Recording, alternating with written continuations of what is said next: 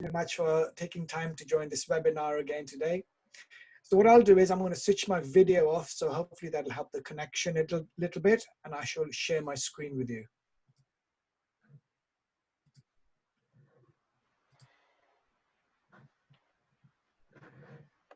I hope you can all see my screen now. Excellent. So what I'm going to do over the next hour or so is talk a little bit about safety and safety reporting.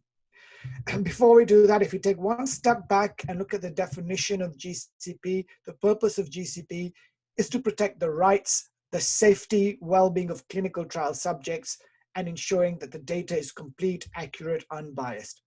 We've talked about protecting the rights of the subjects, and that was informed consent. So now we're going to focus on the safety and well-being of subjects. So this is the safety reporting. How do we manage safety? How do we ensure that subjects in our clinical trials will hopefully be fairly safe? So the objectives I have for this session, hopefully by the end of this session, I'm going to introduce to you a lot of new words and new acronyms and abbreviations. We will look at the definition of an adverse event. So an AE. What is an AE according to ICH GCP? We shall look at the definition of a serious adverse event, or an SAE. We shall then look at the reporting timelines for serious adverse events. These are very, very important, and we all have to be very clear on how we're going to capture and report safety in our clinical trials. And then finally, I'm going to introduce a new term to you, which you may not have heard of, and it's called a SUSA. And I'll tell you what this SUSA is, what it stands for, and very importantly, what are the reporting obligations. So hopefully I'll take you through these objectives for the rest of this hour. So another quick little recap. If we look at the principles of GCP and go to principle 2.3, it stated that the rights, safety, and well-being of trial subjects are the most important considerations and should prevail over interests of science and society. Safety is a non-compromise in clinical research. We will always put our subjects first, where their rights will prevail over any interests of science and society. Now, if I go to 2.7 of the principles of research, here it states that the medical care given to and medical decisions made on behalf of subjects should always be the responsibility of a qualified physician, or when appropriate, a qualified dentist. Again, what it's saying is safety. Make sure our subjects are safe, or the safety is protected in clinical research. Now, ICH GCP, the E6R2 guidelines mention serious adverse events, they mention adverse event reporting, but not in that much detail. So to get more detail of safety reporting in clinical research, in clinical trials, we need to refer to another ICH guideline. And this guideline is the E2A guideline. So the E2A, the Clinical Safety Data Management, Definition and Standards of Expedited Reporting, these are the guidelines which go into more detail about what I am going to talk about today. So remember, ICH had lots of guidelines. One of them were E guidelines, E1 all the way down to E13 and 14. Well, we have E6R2, which is GCP, and then we have E2A, which is actually safety management.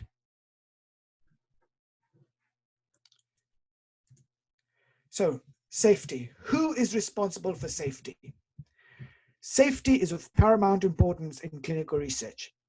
As an investigator or a researcher, you are making sure the safety of the subjects is being protected. The institutional review boards, or the IECs, their primary objective is to protect the safety of subjects. Then we have the sponsor, which is the sponsor of the clinical, of the product. Or something we have is called a CRO. And CRO stands for Contract Research Organization. And I'll just explain that to you very, very quickly. What happens, a sponsor, for example, would be like a big pharmaceutical company. And sometimes what they do is they get a contracting company to actually conduct the trial on their behalf. So they delegate some of their duties to a company, which we call a contract research organization, or a CRO. So there are many CROs in this world, and so a lot of pharma companies will contract their work out to go and manage the clinical trial for us. Then our regulatory authorities, for example, the FDA, or the Saudi FDA as well even, they are all monitoring the safety of subjects. We will be sending them reports on the safety of our subjects. And this is how I'll tell you in this session how they monitor the safety. And then we have another group of individuals, which we call the IDMC, the Independent Data Monitoring Committee. Now, who these group of people are, then well, I'll explain how they fit in. In some types of research where we know the drugs are very toxic, or for example, the patient population is very sick, what the sponsor does, it appoints an independent group of specialists. These independent group of specialists are not part of the sponsor company, and they're not part of the clinical trial. And they're an independent data committee who's going to monitor some of the data which is coming from the clinical trial. So what would happen is, if a protocol has an independent data monitoring committee, the sponsor will at interim periods send them information from the clinical research and ask them for their recommendations. And usually they are sending them safety information and asking them, what should we do? Should we continue or should we stop? What are your recommendations? So all of us here listed on the slide are actually players in protecting the subjects. We are all revolving around the safety of our clinical trial subjects. So what type of safety information do we collect in research? Well, we have adverse events, or AEs, which I will define very shortly. We have serious adverse events, or SAEs. We have pregnancies. We want to monitor what if an individual falls pregnant in our clinical trial. How do we handle this? And I'll say more about this later. We look at laboratory data. We look at vital signs. And we look at any project-specific data such as ECGs, EEGs, and we are constantly monitoring them to make sure that the safety of our subjects in clinical research is protected. So what I'll do now is I'll start defining what this terminology actually is. So what is an adverse event? And here is the definition. This is the GCP definition. An adverse event is any untoward medical occurrence in a patient or clinical investigation subject who's administered a pharmaceutical product and which does not necessarily have to have a causal relationship with this treatment. Important words here: untoward medical occurrence. Untoward means we didn't expect this. Another very important aspect here is which does not necessarily have a causal relationship with the treatment. What this means is, if in clinical research, a subject says, something has happened to me, I have a headache, for example, whether or not you think this is related to the study treatment, it doesn't matter. You must record it. This must be reported. So this is the GCP definition. So what an adverse event could be any unfavorable or unintended sign. And this could include a laboratory, abnormal laboratory finding. It could be a symptom or a disease temporarily associated. Temporarily means associated in time with use of the medicinal product. And again, very, very importantly, whether or not it's considered related to the medicinal product. Whatever the subjects say in a clinical trial they're experiencing, we will need to document that and capture that. So having said that, are adverse event good things or bad things?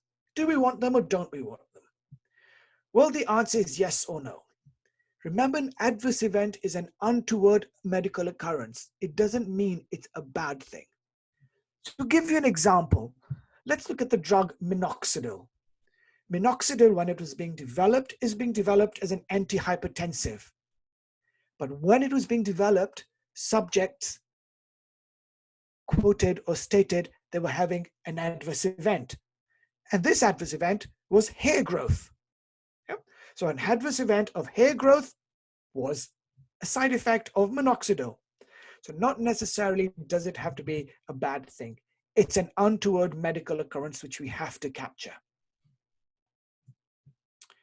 So to give you examples of adverse events, it can be an exacerbation of a pre-existing illness. So if a subject is in a clinical trial, but they have a different pre-existing illness and that gets worse, it becomes an adverse event. An increase in frequency or intensity of a pre-existing episodic event or condition. If, for example, and we'll do a little, I'll show you an example in a little while, so we'll hold on to this. So if the subject actually has any symptoms which get worse, then they become an adverse event. If a new condition is detected or diagnosed while they're on the study, then the subject, that's an adverse event. So for example, let's say our subject is in an asthma clinical trial. Apart from asthma, he's fine, he's healthy, but during the treatment, he's diagnosed as diabetic. Well, then diabetes becomes an adverse event. And finally, any disease or symptom that was present at baseline, but then that starts getting worse, then that becomes an adverse event. So basically, when we're seeing any kind of change in what there was at baseline, and it gets worse, then it becomes an adverse event. Or if something new is reported, it becomes an adverse event. So here's a question for you. Let's say a subject who suffers from migraine headaches enters a type 2 diabetes trial. During the trial, the subject informs you that since they entered the trial, he is still suffering from the headaches, but they're no different as usual. Is this an adverse event? Well, if we refer back to what I've just said, the subject is in a diabetes trial and they have a pre-existing condition, which is a migraine headache. So he's saying, I still suffer from migraine headaches, but they haven't changed. So if there's no change in any pre-existing condition, then the subject, this is not an adverse event. So the migraine headaches, it was a pre-existing condition. It didn't change in intensity or frequency, so we don't have an adverse event. Let's say scenario 2. A subject who suffers from migraine headaches enters a type 2 diabetes trial. During the trial, the subject informs you that since entering the trial, the frequency of his headaches has increased from 1 month to 2 a month. Is this an adverse event? The answer is yes. Why? Because it's an exacerbation of a pre-existing condition. If he was having migraine headaches about once a month, but since entering the trial, whether or not this increase in frequency of the migraines is related to studied drug or not, if the subject has said, yes, they've got worse, then we will have to document that as an adverse event. So that is the definition of a term we call adverse event. So adverse event is any untoward medical occurrence, whether or not related to study medication. Now I'll introduce another term to you called adverse drug reaction. And here it is. An adverse drug reaction is any noxious and unintended response to a medicinal product that is related to any dose of the drug would be considered as an adverse reaction. So let's say we have an adverse event. And if as an investigator, as a physician, you think that this adverse event is related to study medication, We just call it an adverse drug reaction. That's it. So we have adverse events. Where are these adverse events documented? And from our yesterday's lecture, source documentation, that's where you will see them. They will be documented in medical records, in your hospital charts, your nurse's notes. There could be letters from discharge summaries from a hospital, your physical exam, lab changes, all of this, anything with clinical significance in the lab changes becomes an adverse event. And sometimes in clinical research, subjects are given subject diaries, which they have to take home and complete. And if they're not feeling well, they have to document, I was feeling a little bit sick today. So all of these are places where we are capturing adverse events. So what we do is when we're doing research with our products, we want to make sure we have a very good understanding of the safety profile. We want to make sure we are capturing every information that the subjects are saying they're experiencing. Yeah. So that's an adverse event. I just want to clarify on the term severity. Okay? Severity is something that's used to describe the intensity of an event. So the intensity of an event is what we call severity. And sometimes this can be reported as mild, moderate, or severe. So for example, when you're documenting adverse events, especially when you need to transcribe that information into a case report form, usually the case report form will actually say name of adverse event, and it will put it down as headache, for example. Then it'll say severity, and it'll give you guidance. And they may say for severity, when we mean mild, it means the subjects are aware of it and they can tolerate it. But if it's moderate, it means it interferes with the activities. Or if it's severe, that means you're unable to do the activities. So they'll ask you for severity. So severity is the intensity of an event. Now we come to the really important events, which are something what we call serious adverse events, or SAEs. So we know the definition of an adverse event. Now, what is a serious adverse event? This is the international definition, and this definition is used across the world in all clinical trials, in all clinical trial protocols, as a definition of a serious adverse event. So this is the definition. So a serious adverse event is any untoward medical occurrence, that is, any adverse event that results in the following. So if the subject has an adverse event and the following happens, that adverse event is then going to be called a serious adverse event. So let's say, for example, the subject dies. So the subject has died. So let's say the subject had a myocardial infarction. The myocardial infarction would be the adverse event, but if they died, it would be known as a serious adverse event. Life-threatening. So if an event is life-threatening, then it's serious. And I'll give you examples in a very short while. If the subject has an event that results in inpatient hospitalization, or if they were already in hospital and you had to keep them in hospital longer, then it becomes a serious adverse event. Again, I shall give you examples in a short while. If the adverse event results in a persistent or significant disability or incapacity, then it becomes a serious adverse event.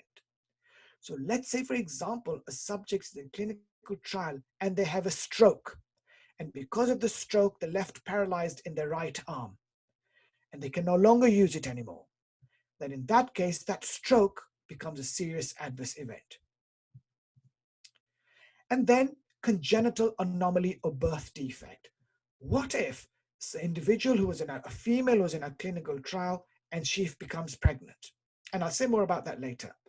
And what if there's a male subject in our clinical trials, but their partner becomes pregnant? We will need to follow that. And I'll explain how that is done. So when we talk about life-threatening, let's be very, very clear. The term life-threatening in the definition of serious refers to an event in which the patient was at a risk of death at the time of the event.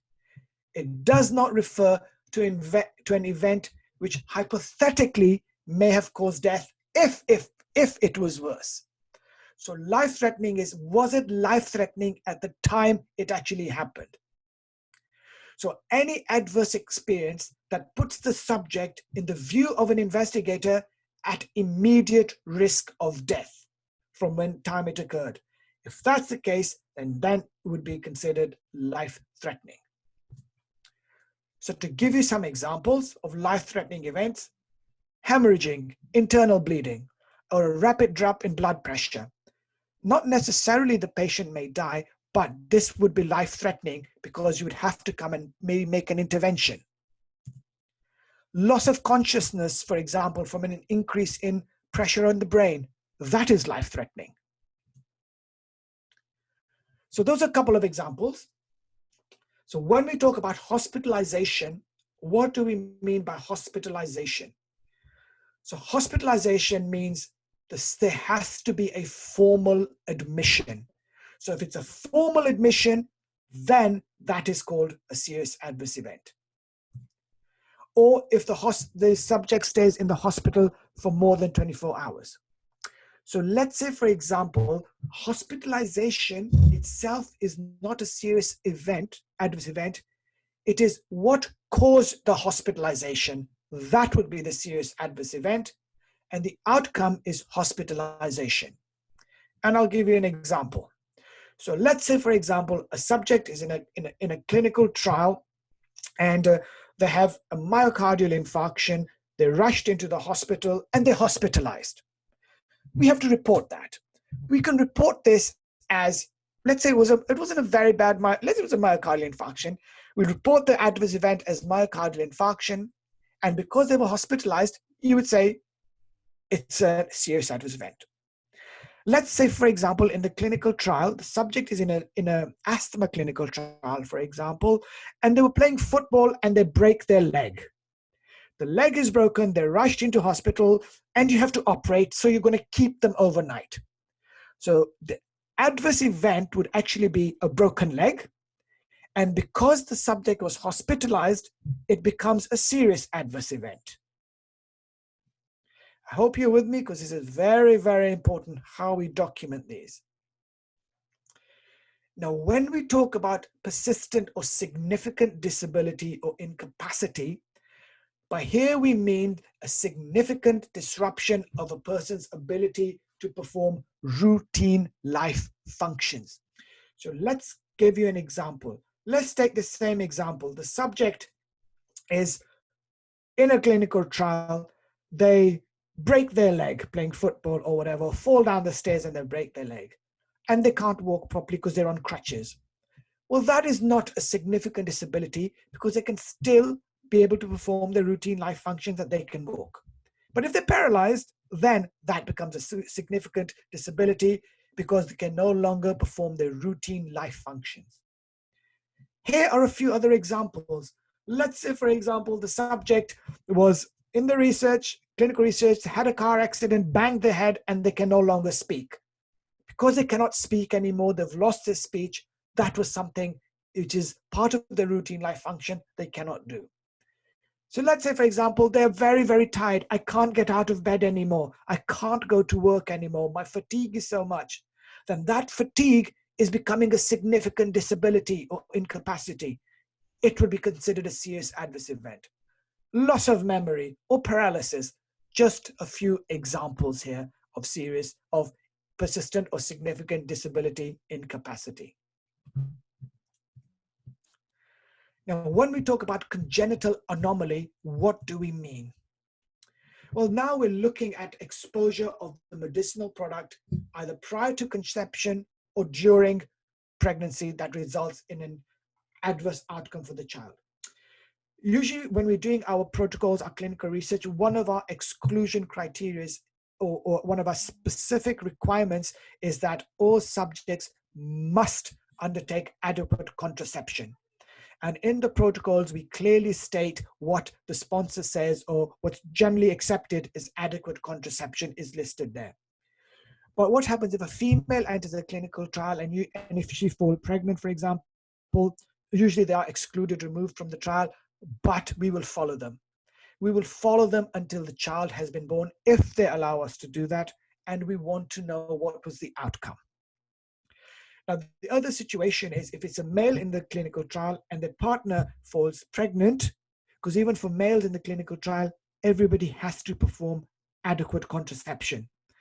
If there's a male in the trial and the partner falls pregnant, we would want to follow the partner. Not in every case. It really depends on what the product is under development and what the sponsor is expecting to do. So that's it. So a typical example of a drug which causes congenital anomalies, I'm sure you all know, is thalidomide. Typical drug. So congenital anomaly.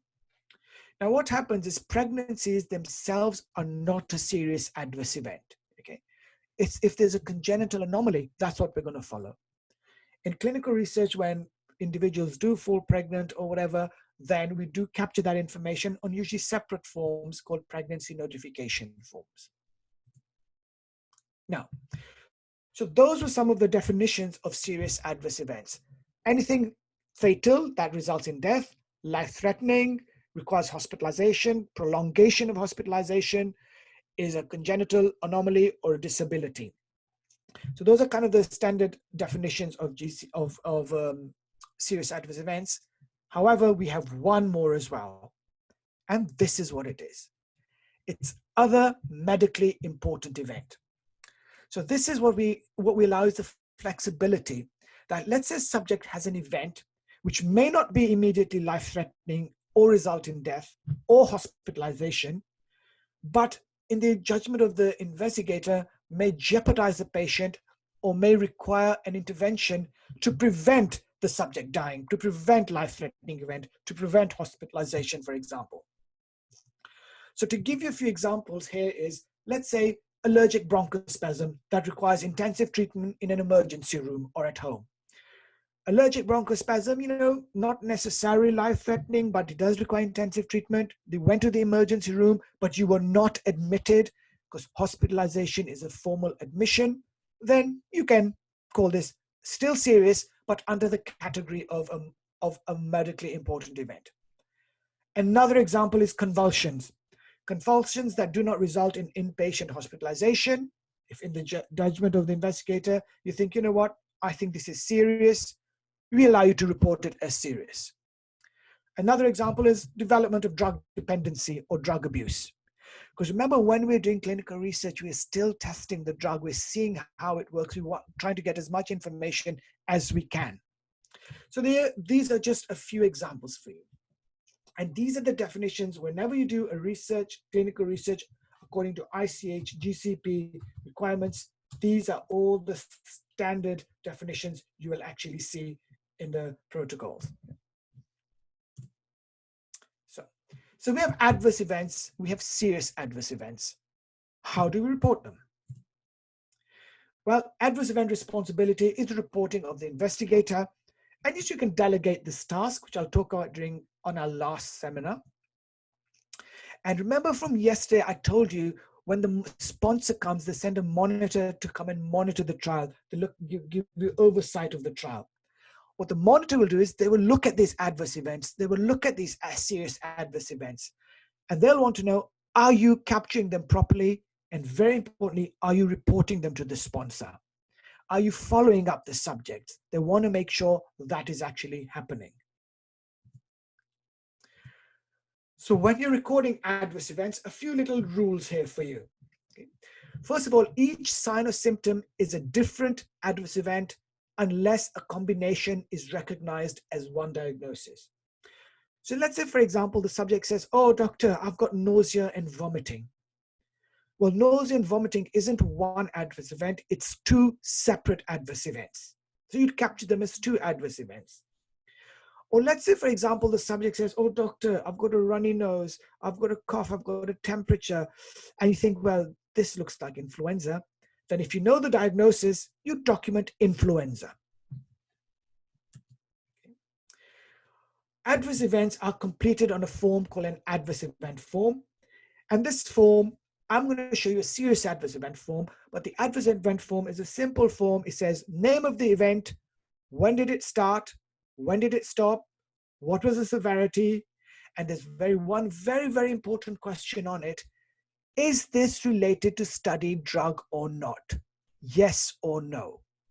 And as an investigator or physician, you have to make that decision. If in the research, the subject says, I'm feeling like this, was this related to the study medication or not? And I'll say more about that, how you make that decision in a very short while. Now, an AE form is captured on an AE form, which is very simple. The SAE form is very important and you have to complete it immediately. So if the event is serious, you have to complete this form. The SAE form is actually quite a long form. It's usually about 6 or so pages, and it asks for lots of information. You may not have all that information at that time point, but as much information as you have, you complete it and you have to send it to the sponsor because that's the GCP requirement. So, very, very importantly, whenever you're completing the adverse or the serious adverse event form, a critical question which has to have your answer is the causality. Is this related to studied drug? Yes or no? And I'll tell you how you make that decision in a minute. And this must be completed because this has an impact on our regulatory reporting timelines. Okay. Very importantly, you must record all adverse events, irrespective to the relationship to studied drug. Whether or not these events are related to the studied drug, you must capture them. Why we say that? Because sometimes we start seeing signals. If a specific event is being reported, which is totally bizarre, but is being reported by lots of people, then around the world, then maybe it is related to study medication. So here is a little example. This is purely an example of a serious adverse event form. A typical one may look like this. Yeah. So you have and it's got about 5 or 6 sections. I'm just showing you the first page. It'll ask you what the event is. And here, for example, it says, it gives you an example how to complete, but let's say MI. But you write that in fully myocardial infarction. When did it start? Third column, what was the outcome? The sponsor gives you guidance. This may be slightly different from every protocol. When did it start? What was the intensity? What action did you take with the study drug? Did you stop it? Did you change the dose? Was the subject withdrawn? And very importantly, what was the relationship to the investigational product? Is there a reasonable possibility in your medical judgment that you think that this event was caused by the investigational product? So, what is the timeline for reporting? Here it is. Let's say a subject reports an SAE, a serious adverse event. As soon as you become aware of this, you as an investigator or researcher have within 24 hours to inform the sponsor. So you must let the sponsor know, look, I have subject has reported a serious adverse event. Subject has died. Subject has had whatever. Yeah? And this report usually is done with a form, can be a phone, fax, email, whatever the sponsor is saying, how they want it, you do it. So this is what you must remember. As soon as a serious adverse event occurs, the clock starts ticking. You have 24 hours to complete this form and send it to the sponsor. Because once the sponsor gets it, they will do something to it, with it. Okay, so what I'll do is, here's an example.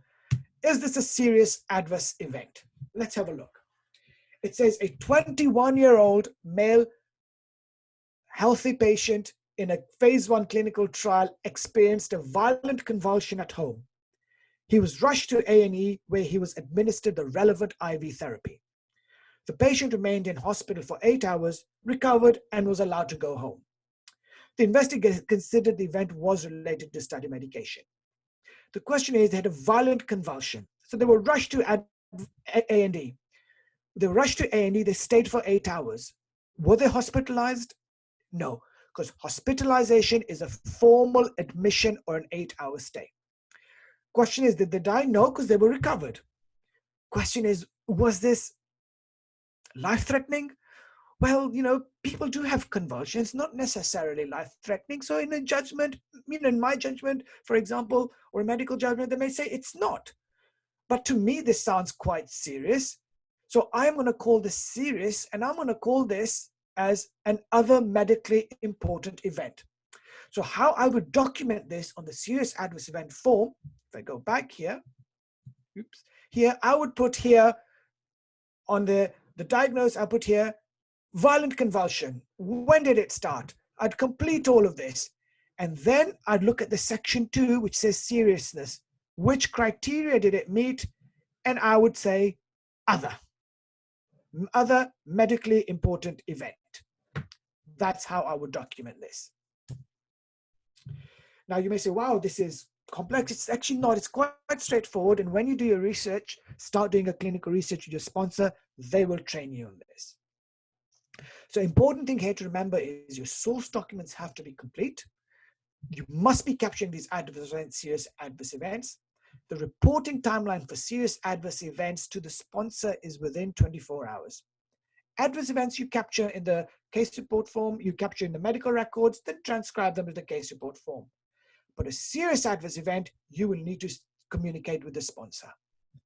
Why that is very, very important is because the sponsor has a regulatory requirement. And I'm going to tell you this regulatory requirement because this ties in with what we call SUSAs. So we have strict regulatory requirements for certain types of events. So if an event is serious, so when I say serious, meets the definition of seriousness. If it's unexpected, which means we didn't expect this, how do we make the decision? I'll tell you. And if it's drug-related means your decision, I think this is drug-related or not, that if we have an event that meets all of these criteria, as a sponsor, the sponsor has to report this to your regulatory authority and let them know we have had a serious, unexpected drug-related event. So when I say serious, I mean it meets the criteria of seriousness, the criteria I just talked about. When we say unexpected, what does that mean? Unexpected means an adverse reaction, the nature or severity of which is not consistent with the information we have at the moment. So for example, if it's an unapproved compound, if you remember, I said there's something called an investigator's brochure.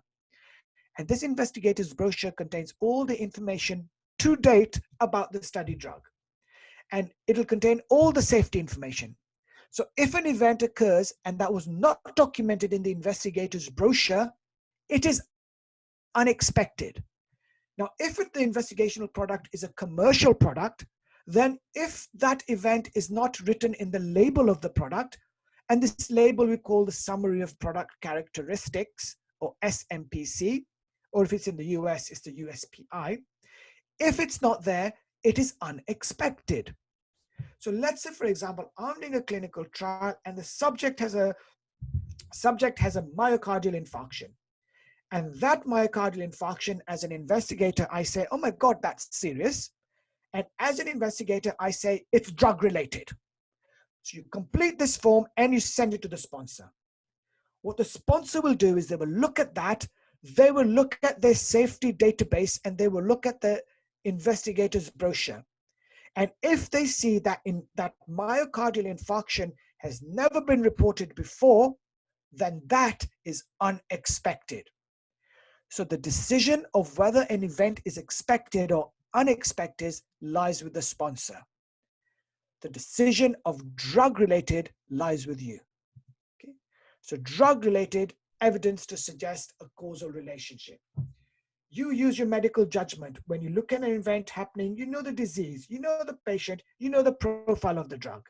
And then you say, drug-related, yes or no. Okay. So if we have an event that is serious, that is, it means the criteria of seriousness. It is unexpected. That means we've not seen it in the investigator's brochure. and you suspect it's related to study drug, so we call it suspected, this is the causality, then it's an adverse reaction, and this is what a SUSAR is. So a SUSAR is basically a serious adverse event that is both drug related and it is unexpected. That is a SUSAR. So what happens with SUSARs? So how does it impact you as researchers? So let's say as an investigator, you have a reporting timeline to the sponsor.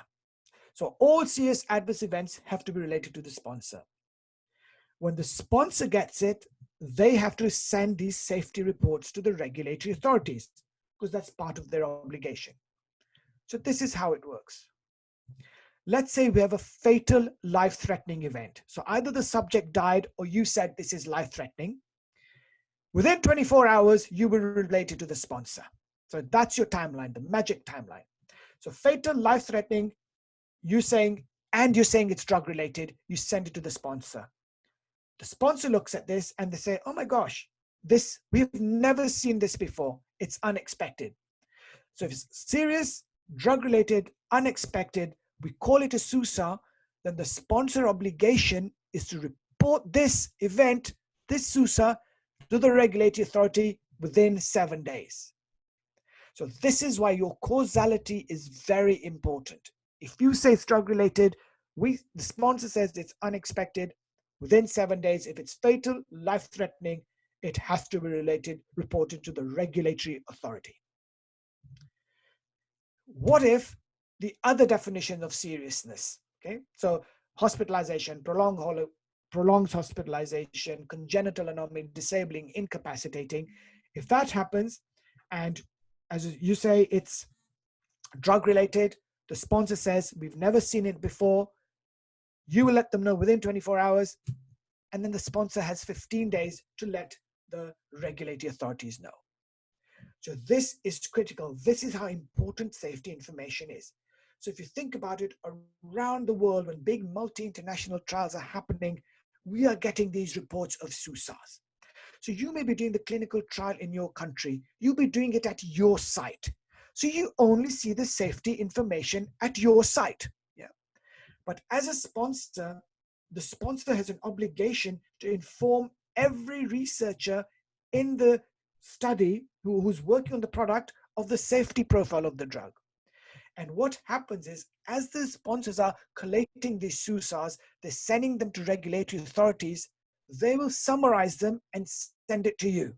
So you will eventually see, and they have a timeline for doing that, you will see the safety, all the SUSARs that are being reported from around the world sent to you, which you will file, but very importantly, you will send them to your IRB. So what happens is you will see these and there will be a covering letter from the sponsor explaining these to you and putting them in context and telling you if there's any action that needs to be taken. You will file it, review it, file it, send it to your IRBs. And that's what SUSARs are. So as an investigator, very importantly, 24 hours.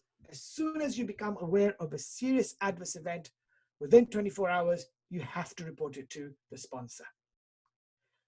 Very, very important is your causality assessment. Yeah, absolutely essential, because if it's drug related and unexpected, we must report this. When I say we, the sponsor must report this to the regulatory authorities. And when you do your assessment of causality, you're going to use your medical judgment, your medical rationale as to where you think why it's related or unrelated. Okay, so that's like a little introduction to you on safety in clinical trials. So very, very important. The definition of AEs, understanding what adverse events are. Serious adverse events, I've taken you through the definitions. I've explained to you the reporting timelines. Key, very important, is this 24-hour reporting timeline, which has to be done for every serious adverse event. And finally, I hope you also understand the definition of a SUSAR, what these SUSARs are, and how important these SUSARs actually are. So on that note, I can now open the floor to any questions you may have on safety. And I shall start stop sharing my screen and thank you so much, Mr. Naeem, for this informative and again exciting presentation. I hope all the audience captured all this information. And now we can take some questions. I wish to inform the audience that everyone can feel free to post his question using the chat on the screen in front of them, and we will take them in order after to the presenter. And if there will be an excess of questions, then the time frame permits, the presenter will kindly answer them later. So the first one is, don't you think that the IDMC is an extra insert whose functions can be taken over by a combination of both the IRB/IEC? not really, because what they are, the IDMC, when they're selected, they are the experts in that therapeutic area and that field. The IRB IEC is not usually an expert in a particular indication. So for example, when we, let's say we have we're doing an oncology clinical trial, let's say breast cancer clinical trial, when the sponsor selects the members of the IDMC, they are going to be the experts in breast cancer, the experts in clinical research, the experts who understand clinical trials, understand the disease, understand maybe even the class of the drug. But what's very, very important is these individuals are not part of the sponsor and they are not participating in the clinical trial at all. So they are totally independent. So and what they're doing is they're actually making an assessment on the safety. So what they're doing is they're reviewing the safety data and they're giving a recommendation. As an IRB, you're not reviewing any data. You're actually reviewing the ethics of the study. You're looking at the scientific integrity. You're not actually going to make a decision that we think, yes, this is statistically significant or not, or whatever. That's what the IDMC is. Usually the IDMC is about 3 to 4 people. You have 3 expert physicians or scientists, and you always usually have a statistician on there as well, who's going to be able to do this. I hope that helps. Okay. If the sponsor are dealing with the CRO, which is contract organization, should the investigator report to the CRO in this case? Okay. Usually what happens, sponsor? It really depends on the arrangement the sponsor has made with the CRO. So really, if the sponsor is telling the CRO you're going to handle all the safety information, then you will send it to the CRO. If not, you will send it to the sponsor. So get very clear. You ask them, you need to send it to the, who do we need to send this to? Okay. Another question is, no, this one we already answered, Dr. Arwa. This is already answered. Another question, who are the regulatory authorities? So your regulatory authorities, for example, in Saudi Arabia, it would be the Saudi FDA. In the UK, so this is your at the governmental regulatory level. So in the United States, it's the FDA. In the UK, it's the MHRA, for example, and so they are the regulators. Okay, the other one, who is responsible to do SAR and report it?